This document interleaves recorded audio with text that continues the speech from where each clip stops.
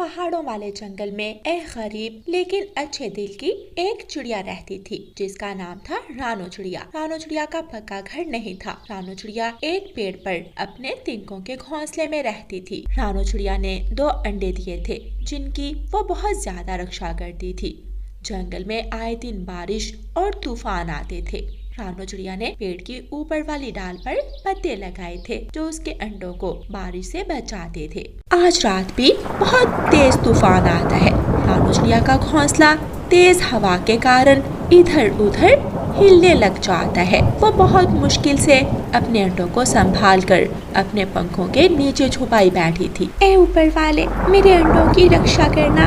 मैं नहीं चाहती कि जो कुछ पिछली बारिश में हुआ वो इस बार फिर हो। पिछली बारिश में भी तेज हवा ने मेरे 2 अंडे तोड़ दिए थे। अब अगर इन अंडों को भी कुछ हो गया तो मैं बहुत दुखी हो जाऊंगी। रानो चिड़िया की आंखें बंद थी और उसका सर आसमान की तरफ था। पानी के छींटे रानो चिड़िया के चेहरे पर टपक टपक गिर रहे थे। वह अपने अंडों की हिफाजत की दुआएं कर रही थी।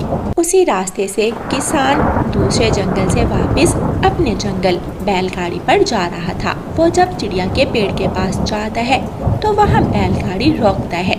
ये तो वही चिड़िया है जिसने मेरे मुन्ने की जान बचाई थी। ये बेचारी अगर ऐसे बारिश में भीगती रही तो मर जाएगी। किसान बैलगाड़ी से नीचे उतरता है। नन्ही चिड़िया, अरे ओ नन्ही चिड़िया, मेरी बात सुनो। रानो चिड़िया पेड़ के नीचे देखती है। किसान, क्या आपको मेरी मदद चाहिए? नहीं नन्ही चिड़िया, आज बारिश बहुत तेज है। तुम ये मेरा छाता ले लो, ये बड़ा है, तुम्हारे पूरे घोंसले को बारिश से बचाएगा। आपका बहुत बहुत धन्यवाद। इस छाते की तो मुझे आज बहुत जरूरत है। नन्ही चिड़िया, आपका मुझ पर बहुत बड़ा एहसान है। आपने मेरे मुन्ने की जान बचाई। अब मेरा भी फर्ज बनता है कि मैं भी आपकी मदद करूं। फिर रानो चिड़िया किसान से छाता ले लेती है।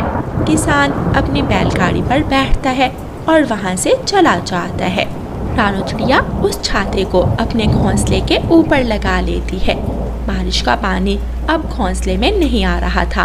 रानो चिड़िया को अब डरने की कोई जरूरत नहीं थी।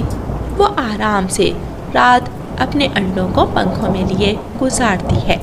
इसी तरह सुबह हो जाती है। सुबह काले स्याह बादल आसमान से छट जाते हैं और आसमान साफ हो जाता है। मेरे अंडों से बच्चे निकलने में अब थोड़ा ही समय रह गया है। मैं ऐसे करती हूँ, अपने बच्चों के लिए पहले से ही ज्यादा दाना इकट्ठा कर लेती हूँ। जब बच्चे बाहर आ जाएंगे तब मुझे दाना ढूंढने में मुश्किल होगी। आज मौसम साफ है, कहीं ना कहीं से कुछ दाना जरूर मिलेगा। मुझे आज ही जाना चाहिए। ऐसा सोचते हुए रानो चिड़िया अपने अंडों को घोंसले में छोड़कर दाना लेने चली जाती है। चिड़िया दाने की तलाश में उड़ती उड़ती दूर निकल जाती है। पीछे से जंगल में एक शिकारी आ जाता है। वो चलता चलता रानो चिड़िया के घोंसले तक पहुंच जाता है। वो पेड़ के ऊपर देखता है तो उसे घोंसले में 2 अंडे मिल जाते हैं। अरे वाह, आज का दिन तो बहुत अच्छा है। अभी से 2 अंडे मिल गए। घर जाकर मस्त ऑमलेट बनाऊंगा और मजे से खाऊंगा। ऐसा कहते हुए शिकारी उस पेड़ की तरफ बढ़ता है। वो अपना लंबा सा बाजू पेड़ की डाल की तरफ बढ़ाता है और घोंसले से चिड़िया के दोनों अंडे उठा लेता है। उन अंडों को अपने थैले में डालता है और आगे बढ़ जाता है। आज जंगल के उस तरफ एक लोमड़ी भी आई थी। वो शिकारी को अंडे चुराते हुए देख लेती है। ये पेड़ तो वही पेड़ है जिस पर रानो चिड़िया का घोंसला है। कहीं इस जालिम शिकारी ने उस दयालु चिड़िया के अंडे तो नहीं चुरा लिए। ये तो वही शिकारी है जिसके फंदे में पिछली बार मैं फंस गई थी। अगर उस दिन मुझे रानो चिड़िया ना बचाती तो मैं तो वही फंसी रहती और मर जाती। लेकिन रानो चिड़िया ने मेरी मदद की। अब मुझे भी चाहिए कि मैं उस दयालु चिड़िया की मदद करूं। शिकारी अपना थैला उठाए आगे आगे जाता है। लोमड़ी भी झाड़ियों में छुप छुप कर शिकारी का पीछा करती है। शिकारी एक पेड़ के नीचे जाकर बैठ जाता है। कितनी मजे की ठंडी ठंडी हवा चल रही है। थोड़ी देर यहीं पर बैठकर आराम कर लेता हूँ। अंडे तो मिल गए हैं, अब कुछ और ढूंढने की तो जरूरत नहीं है। शिकारी एक पत्थर के साथ टेक लगाता है और सो जाता है। लोमड़ी दबे पांव आती है और शिकारी का थैला उठाकर वहाँ से भाग जाती है। उधर रानू चिड़िया जब दाना ढूंढकर घोंसले में आती है तो वहाँ अपने अंडे ना देखकर बहुत परेशान हो जाती है। मेरे साथ ही ऐसा क्यों होता है? जब मैं सोचती हूँ कि अब मेरे घोंसले में खुशियाँ आएंगी, तभी मेरे अंडे या तो टूट जाते हैं या कोई चोर उन्हें उठा कर ले जाता है। क्यों मेरी किस्मत ही इतनी खराब है। लोमड़ी अपने मुंह में शिकारी का थैला उठाए वहाँ रानू चिड़िया के पेड़ के नीचे आ जाती है। रानू, रानू, यहाँ नीचे आओ। रानू चिड़िया पेड़ के नीचे जाती है। लोमड़ी मौसी, आज फिर कोई मेरे अंडे उठा कर ले गया। मैं कभी भी अपने बच्चों को देख नहीं पाऊंगी। रानू चिड़िया, इस थैले में तुम्हारे अंडे हैं। एक शिकारी तुम्हारे अंडों को चुरा कर ले गया था। मैं चुपके से उसका थैला उठा लाई हूँ।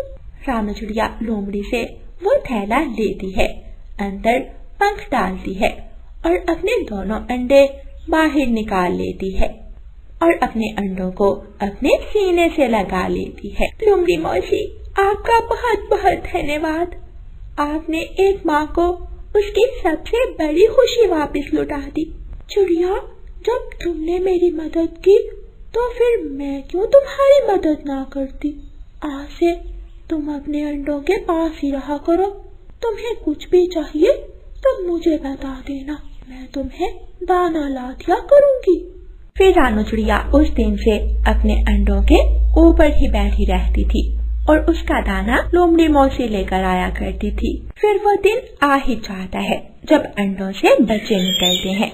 अंडों के अंदर से चूं चूं की आवाजें आती हैं। रानू चिड़िया की आंखों में खुशी के आंसू आ जाते हैं। अंडे फूटते हैं और दो सुंदर से बच्चे अंडों से बाहर निकलते हैं।